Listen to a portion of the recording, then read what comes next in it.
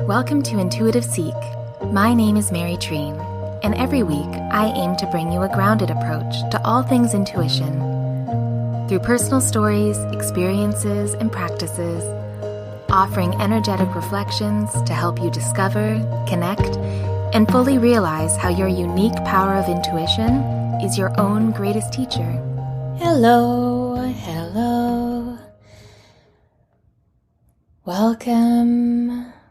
Welcome back after a little bit of an unforeseen hiatus. Not too long, I suppose. Only a couple of weeks, but I was not planning on it. That is for sure. So thank you for your patience, and thank you for the listeners that did check in, and I hope everybody is doing well. It's March in 2022, or whenever you're listening to this. But since November of last year, I've felt inspired to offer energetic impressions, which you may have heard if you've listened to this podcast since then. So offering energetic impressions for the month ahead. And then, very interesting, because in February, I offered intuitive questions to help you kind of receive your own energetic impressions of the month ahead, or of where you are right now, or then. And I just find the timing quite beautiful, because on March 1st, one of my beautiful cats was not feeling well. He was very lethargic. And this is total sidebar so that I don't get too emotional. And also because it came to me. Sidebar for the purpose of a sidebar. That I've learned over the years not to really trust WebMD or Google at all when you're kind of looking up symptoms for things. It works a little bit with people, but many times I have, diagnosed myself, gone to the doctor, and it has been something completely different. So when I was looking at the symptoms of how Beau was acting, the internet told me, it sounds like upper respiratory infection, because he had a real growly purr, and he was really lethargic, and he was sneezing a lot. So many sneezes, and it came on so quickly. So on the internet said, just watch it for a couple of days, and if he doesn't get better, take them into the vet. So I did for a couple of days. But then on that first week of March, on that Thursday, when I took him in, he did not have that problem. He actually had a very aggressive cancer that gave similar symptoms to what I had found through Google.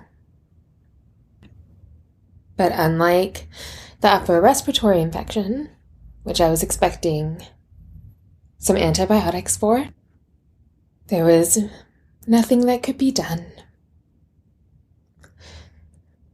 Which in a way was kind of a blessing, because I didn't have to choose between some insanely expensive surgery, which would most likely not give the best quality of life. It was the inevitable thing that happens when we decide to have a pet in our lives, that one day you do have to say goodbye. And my goodbye was, yes, more sudden and a little bit sooner than I would have liked, of course. But it wasn't tragic. It wasn't anything horrible. It really, if there is anything horrible about it, it's the experience of losing such a deep physical love. And I want to keep my emotional feelings in this podcast. I don't want to edit out when I feel overwhelmed with emotion, because I still miss him very deeply. And from my work, my energy work and my intuitive work, and then also all of the kind of self-work development that I've done personally, I know that to minimize or kind of explain away deep emotion is not serving any of us. So I did feel called to show up as I do most of the time, as much as I can, on this podcast in a vulnerable and very honest way. And I think it's really important to be able to shed a tear without embarrassment, to be able to feel loss, regardless of the depth of loss of people around you, which is something that I felt. How so many people have lost so many loved ones. And it was a kind of a natural reaction, a knee-jerk reaction, you could say, for me to try to minimize the impact of losing one of the brightest lights that I had, that I was lucky enough to have every day for the last 9 years. So lucky. One of the sweetest and just the best. Just the best. And adjusting to not having his physical presence with us. The adjustment of his brother, who we still have, knock on wood, for the next few years, hopefully. But the adjustment has been pretty painful. And better than I had expected, but also much worse in ways I didn't really expect. And I even have, the luxury of really understanding that love doesn't end. That the life doesn't end when the physical life ends. Like, I really know that. But it doesn't matter. It doesn't matter right after you've lost what you're used to having with you. And for me and my family, last summer, kind of towards the end, we had 2 losses in our immediate family. And a really big health scare. And the reason I'm mentioning that is because there was quite a bit of grief a lot of grief that we went through last year.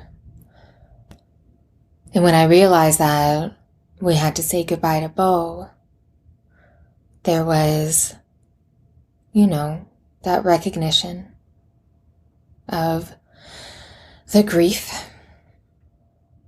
That grief that is a giant part of life. Having to wade through and cross that deep river without a bridge or any kind of stepping stones. That river of grief that the only way to really move through it is to move through it.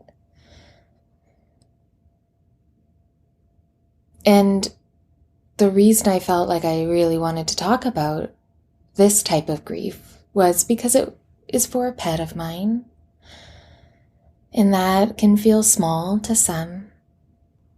And I have had to say goodbye to loved ones, human beings, just late last year.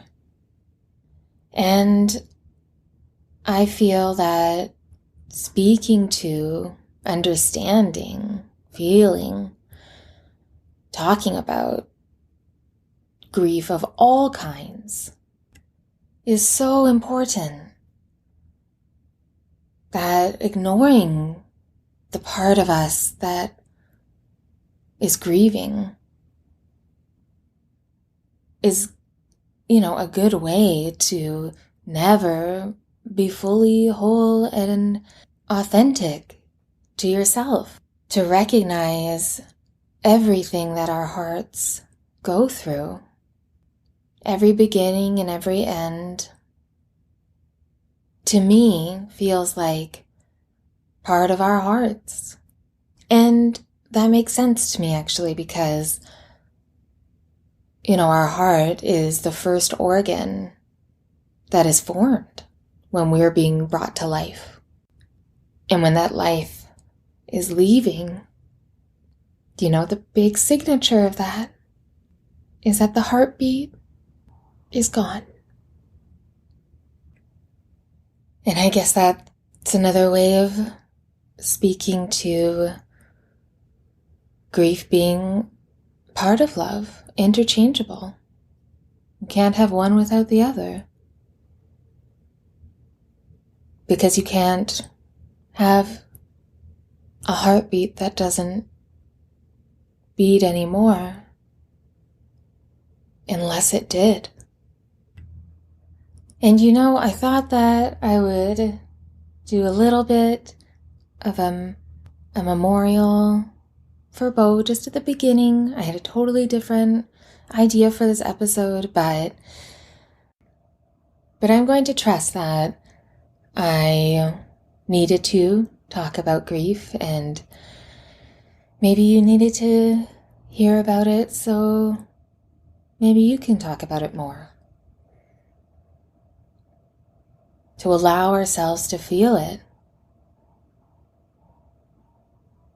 I work so much with the heart, from the heart, and with the energy of the heart. And one aspect that I was thinking of was the open heart. When our heart is open, we can really receive. We can hold the love from other people. We can hold the love of people and beings, little pets, little gorgeous animals. We can hold their love with us. But we can also hold more painful emotions. When our heart is healthy, meaning capable of holding so much that it just stretches, but never breaks, never irreversibly, But I guess it's more like breaking a nose and needing to break it again to reset it. There is a certain restructuring that happens with every broken heart, whether that be from romantic love or familial love or friendship. Wow, look at how many places in our lives that we get to share our love. It's pretty remarkable. And before I really started to heal my heart, I never really cried. I don't think I cried from, age 12 to 27. I was so closed off for many, many, many, many, many reasons, which I'm sure over the span of this podcast, I will get into almost all of them. But I was so closed off and I just didn't cry. And it took my heart to finally open. And then, because it was open and I gave it to somebody, and then they broke it, we broke it, my heart was broken. That's when I could finally cry. When my ex-husband ended our marriage, it was a shock. It was sudden to me. It was unexpected. That I could even have my heart broken and shattered so deeply. The only way that actually happened is I had to open my heart up. And I was only 27, but I was already 27 when I finally remembered how to feel again.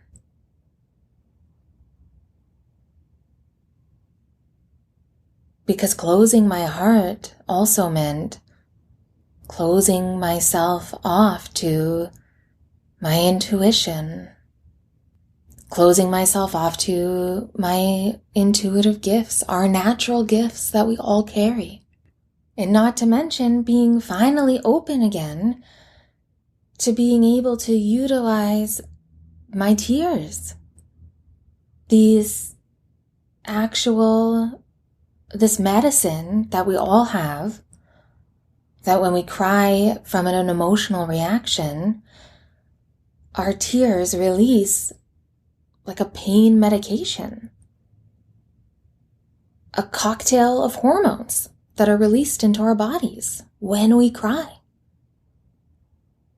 So it's by design to feel, by design to open up our hearts, to look for the promise and feel joy and fullness in the presence of that love, and then to lose it. And we need to readjust to living because everything is different. We have to readjust and learn how to live with a new body, adjusting to a new way of living with the weight of grief, where even gravity feels different. And I did read that the root word of grief is heavy. Maybe when that word was being created, it was being created off of the feeling. And since words were created, we've all felt that same feeling of grief. how our body's makeup changes, how a new heaviness or a perceived heaviness is universal, and that humanity, even back when words were being created, that even then they recognized that by holding the grief,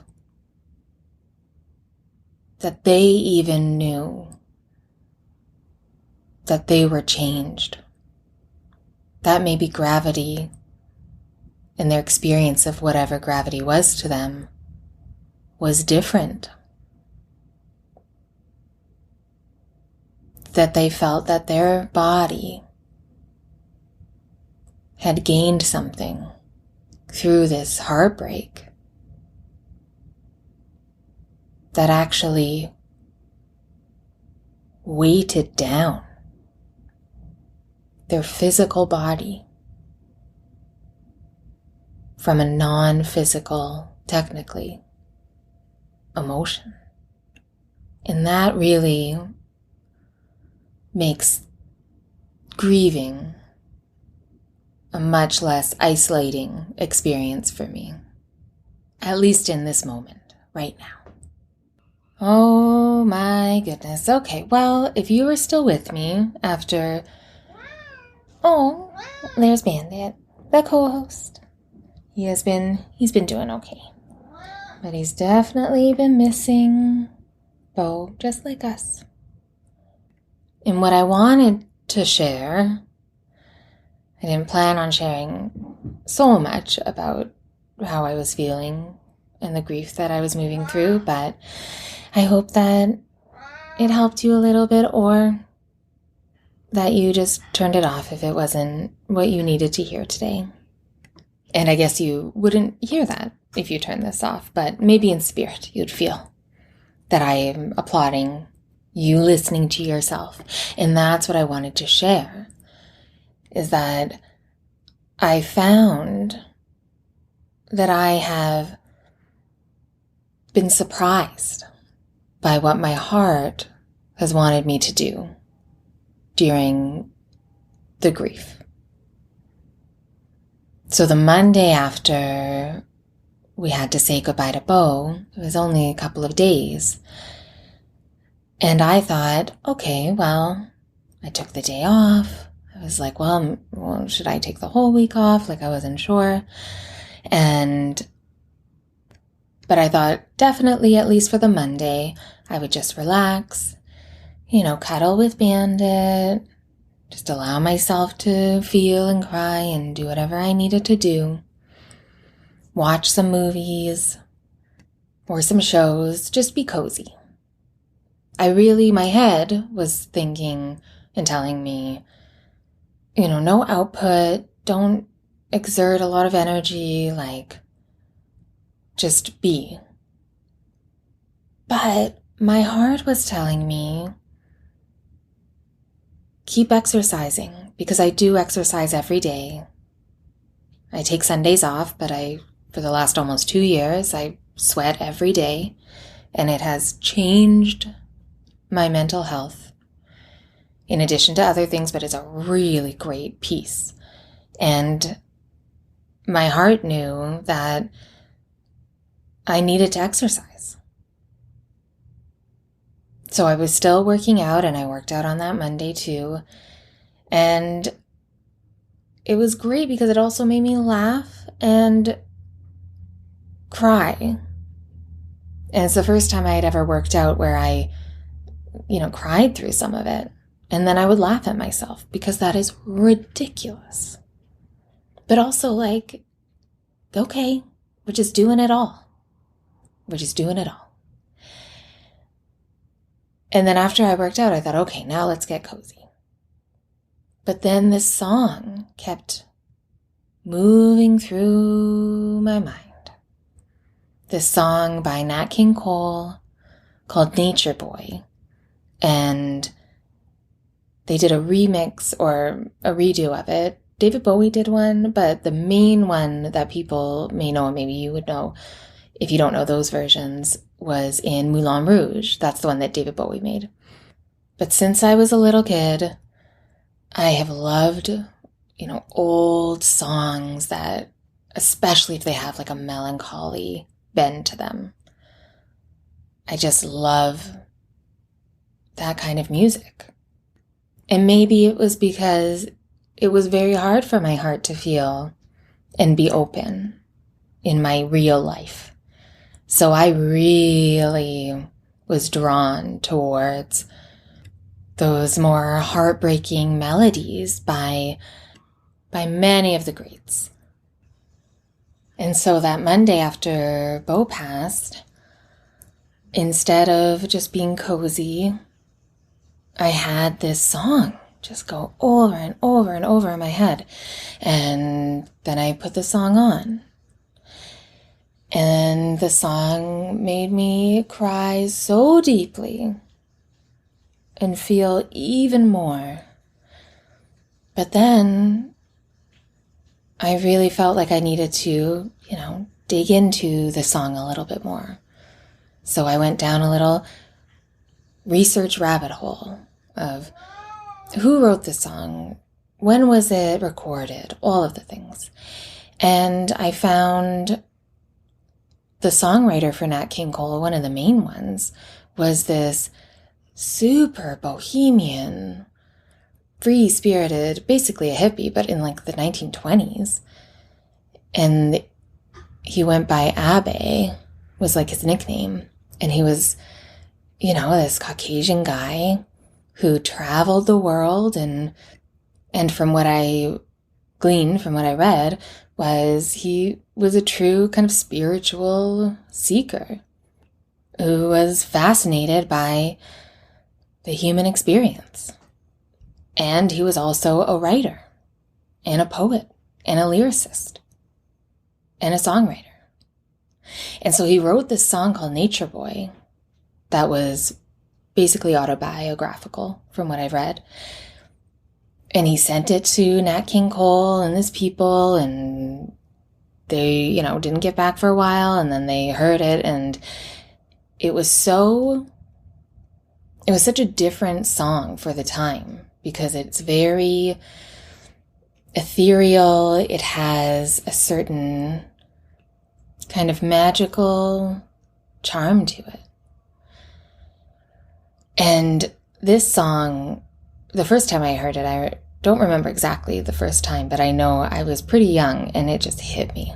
It hit me, and I listened to it over and over and over again. And so in my grief, in that deep grief, right after Beau left, this song, I just kept hearing it. So I was looking it up, looking at the lyrics, crying to the lyrics, really, in some ways it really reminded me of Beau. And it also reminded me of love and heartbreak and the true tragedy of the world for not remembering how important love is. And then I saw that the songwriter, Abe, died on the same day that Beau died.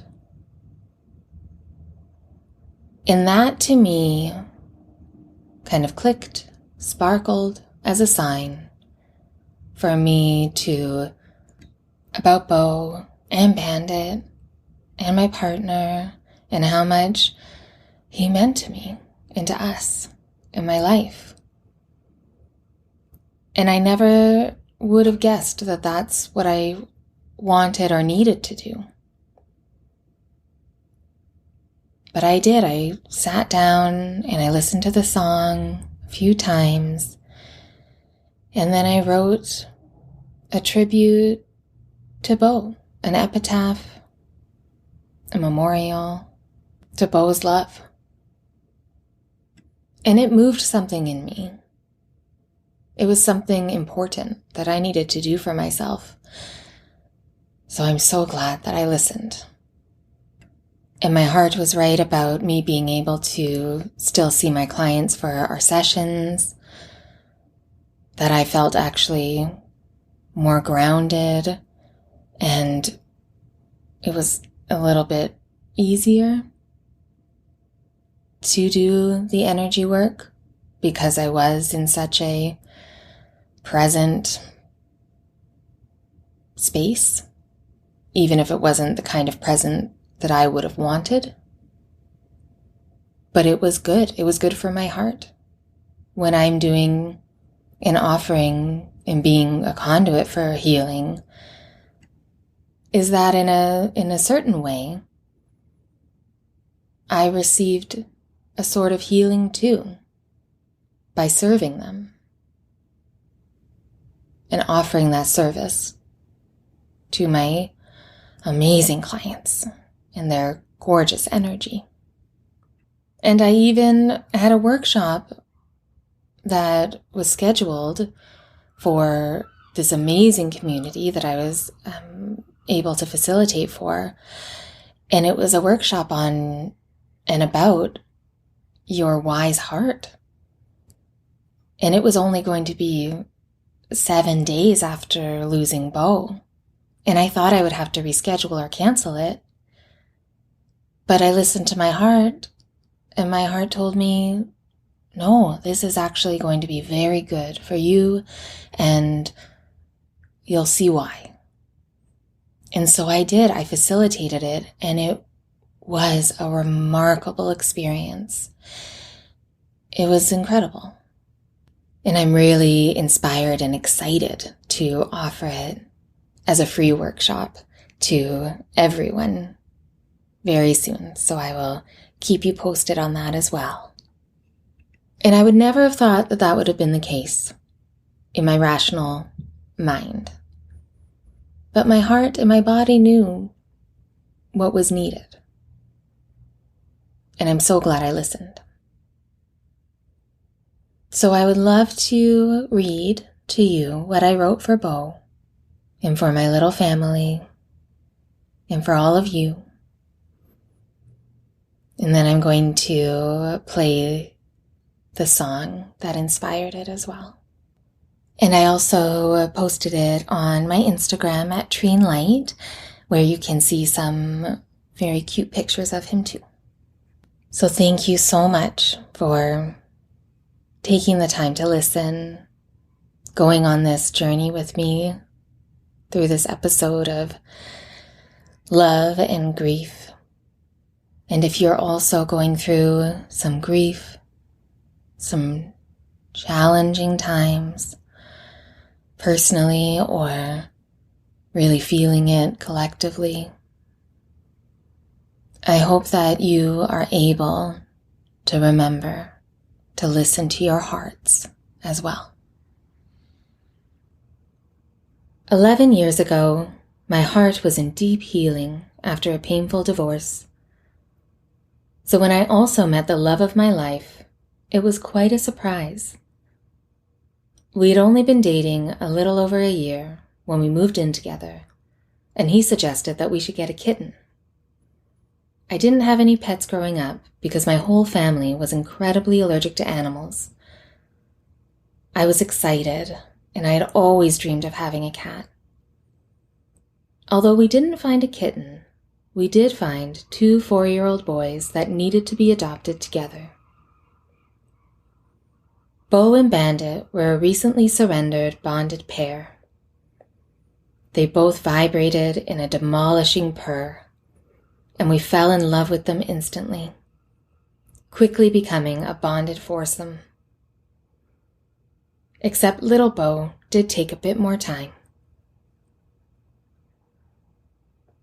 And one night, about a month after we adopted them, he curled up next to me in bed, and then every night after that, for the next 9 years.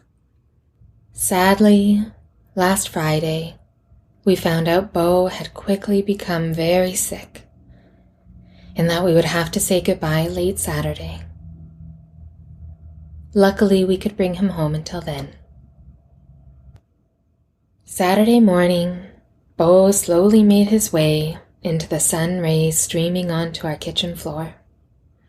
I stayed next to him and made sure he was extra cozy as he nestled into his favorite toys, basking in the warm light. We sat together late into the afternoon. Bandit would come over to clean him, and I helped him stay in the wake of the sun, carefully moving him around the kitchen as each hour passed, trying to ignore how we had unintentionally created a heartbreaking makeshift sundial that was counting down the hours until the last rays set and we would have to say goodbye. Some may not understand why the seemingly temporary love our pets offer us is worth the heartache of losing them. But I know for sure this love is immortal, fully alive, beating in step with my heart, beating in rhythm with the great lesson that Beau helped to etch into me. The lesson that's been taught for eternity and expressed by many before.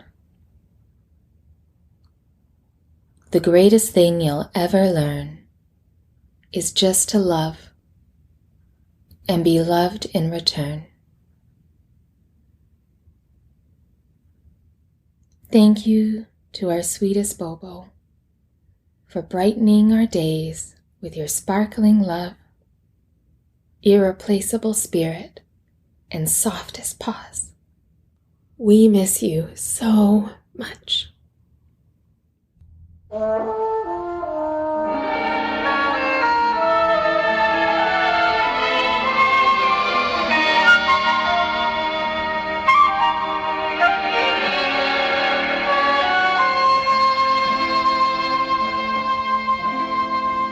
There was a boy, a very strange, enchanted boy. They say he wandered very far over land and sea. A little shy and sad of eye, but very wise was he.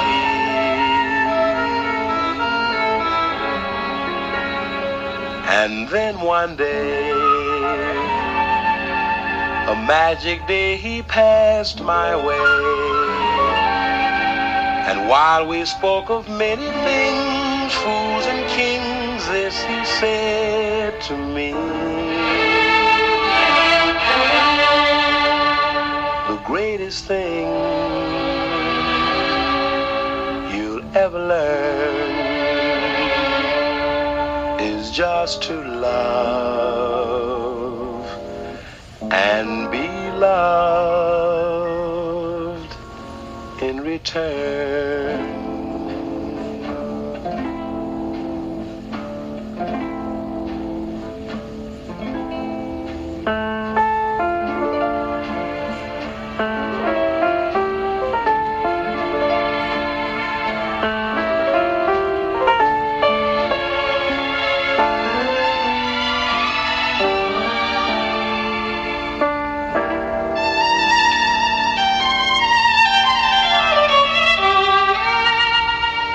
The greatest thing you'll ever learn is just to love and be loved in return.